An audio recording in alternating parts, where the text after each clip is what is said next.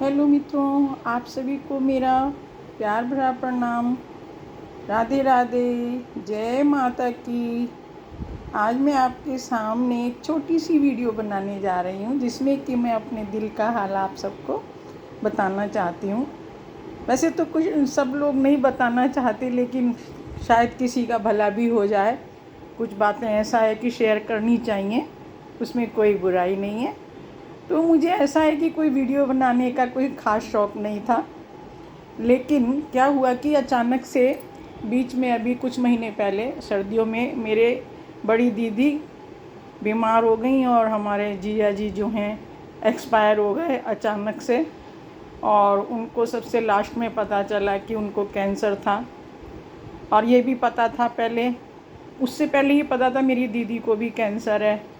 उन दोनों का दिल में एक बड़ा भारी सदमा और दुख सा लिए काम करती रहती थी घर में। आखिर खून का रिश्ता है, हम कभी झगड़े भी नहीं आपस में, बहने बहने। तो मन अचानक से सुना कि जिया जी बीमार हो गए और वो एक्सपायर हो गए।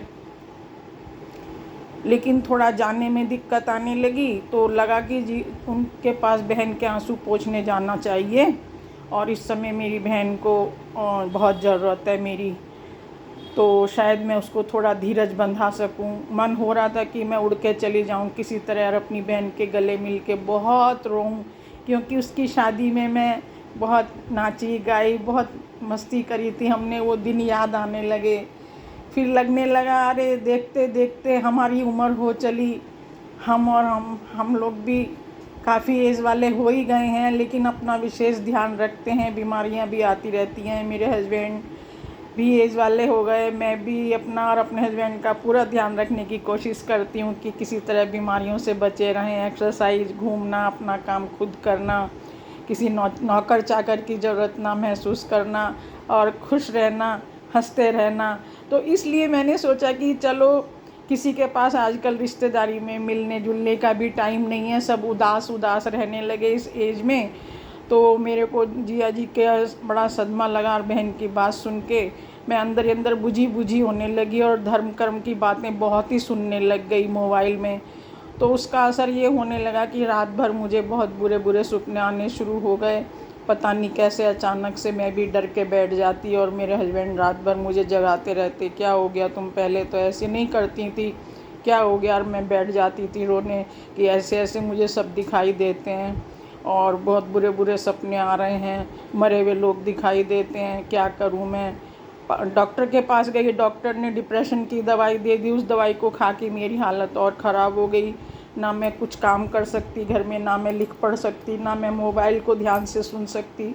तो अचानक मैं ऐसे ही मोबाइल देख रही थी अपना, तो उसमें एक डॉक्टर की राय आई कि वो मैंने बड़े ध्यान से सुनी। साइकोलॉजिकल डॉक्टर थे कोई, उनका बहुत धन्यवाद है, अब मैं भूल गई उनका क्या नाम है।